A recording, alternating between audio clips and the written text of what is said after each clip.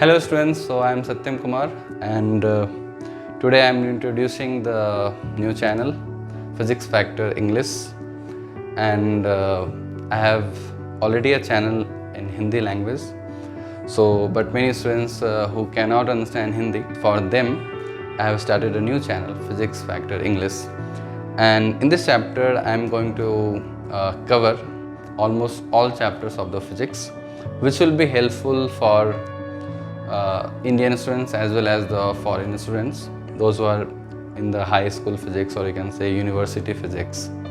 So I will discuss almost all chapters of the curriculum, which is almost common in college physics, or you can say high school physics, university physics. Okay, so there are around 32 chapters are there. So in the website physicsfactor.com you will get all the details about the chapter names and upcoming videos. So I am starting with the first chapter, which is Basics Maths for Physics, and in that Basic Maths for Physics I am explaining today the importance of basic maths.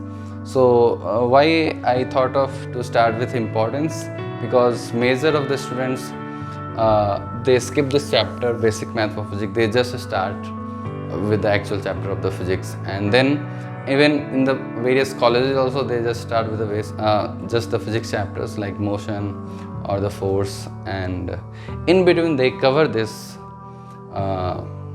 little bit, but I have experienced that like people face problems if we skip this chapter. So here I am going to discuss why this chapter is important. So basically physics, if you are learning physics, so to learn physics we are learning in a two manner. We are trying to understand the concept, basically we are trying to understand how things work, but also along with that we are also applying this learned concept in the problems. Basically we are solving problems. So when we solve problems, the numericals are there, we have to solve, we have to use mathematics. Okay, so physics, you can solve problems, various problems, using the mathematics that you have learned so far, but to solve some advanced problems, or you can say to solve problems in a better manner, there are some mathematical tools, there are some certain chapters like trigonometry, calculus, vectors, which will help you to solve mathematical physics, you can say, in a more better manner. So it's better, it will not take much time, it's better to understand these chapters before we start actual physics. So in this chapter I have divided the entire basic math of physics into three parts. One is the trigonometry and calculus and the vectors. So these three chapters we are going to cover in this basic math of physics.